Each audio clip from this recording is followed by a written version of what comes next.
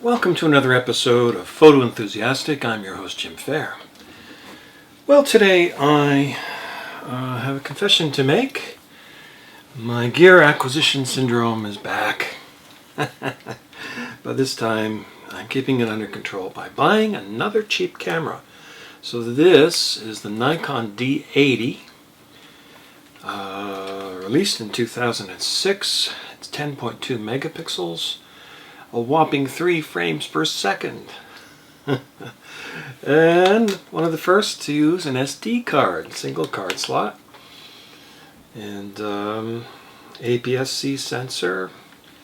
You know, autofocuses with all the old glass. Got a pop-up flash. It's a nice little camera. And all in, taxes included, 149 Canadian. And that's with a 3-year Henry Help warranty, which they gave me a nice discount on because it was Boxing Week. And I've already taken a couple of test pictures with it, and I hope to prove that this camera can do just as well as, say, the Z6 if you're ignoring the resolution. For most things, the resolution isn't going to matter. Yes, 10.2 megapixels is a little thin in resolution speak. You know, we're used to 16 or 20 or 24 megapixels now, but no reason why it doesn't work or can't be printed fairly large. So I'm going to play around with that and report back to you guys and see how I like it. So it is kind of a merging of the D50 and the D200. So it came out after the D200. You remember I tried out the D200, but I had a battery compartment issue with the D200, so I sold it. And I found it a little heavy. It's like, you know, almost a kilogram. This is much lighter, but it's still very hefty. And I think it's actually heftier than the Z6 with the grip on it too. So that's my news. I just wanted to also thank a particular person who actually sent me some money by PayPal. And this was in regards to the downgrade your Mac from the evils of Catalina to Mojave or High Sierra. And this individual sent me $25.25 Canadian via PayPal. The links are all on my YouTube page, if anyone is interested.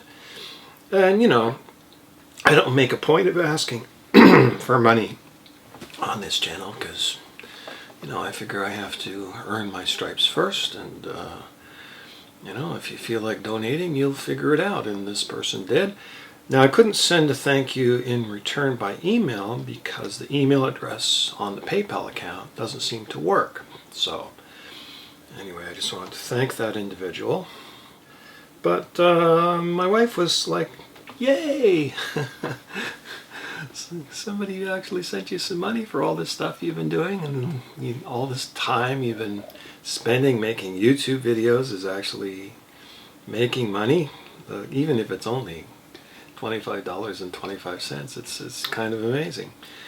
So, also the channel broke 1,000 subscribers, and YouTube is reviewing my channel status and may or may not monetize me. I don't know. I don't really care about that stuff. Although it would be nice to have some, you know, extra income. But I'm not going to sell my soul for it. So I'm not going to, you know, shill other camera brands or whatever. Or, you know, get sponsored by whoever. I mean, I don't rule out sponsorship as long as it's, you know, disclosed. But I think this is an important thing on YouTube, to know who's pulling the strings on the YouTube channels that you're watching, right? And as I hope to prove with the D80, gear doesn't really matter. What matters is the photographer. And I've been following the Monochrome Memoirs. Highly recommend that channel if you have a Z6, or even if not. He's quite vocal in his opinions about photography and the fact that, you know, the camera manufacturers would love for you to defend their brand and oh, this camera's better than that, and you know, I did feed into that with my camera wars thing, but that was just for fun. It's tongue-in-cheek. I don't really mean it seriously, and I don't think anyone should go to war, so to speak, because someone has insulted their camera brand, you know. That camera's a tool, and it's a tool for creating content, and it's the content that you create that's the important thing. So, and you know, truth be told, I haven't had a lot of time to create content aside from the odd YouTube video in the past little while. So my test shots are usually of my cats, so I apologize for that. But I will get back on the bandwagon, and I notice Serge Ramilly, another channel that's very nice, although a little bit hard to take sometimes because he's always selling something. But he did a great video saying, I was a horrible photographer. And I think we've all been there. You know, when you're first starting out, you don't know anything about composition. You don't know anything about lighting. And as you learn these things, you get better, right?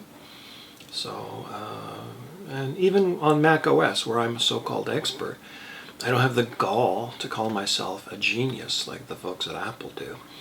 You know, my students teach me stuff all the time, and you know, I help them with their computer problems, and presumably some of you who are watching.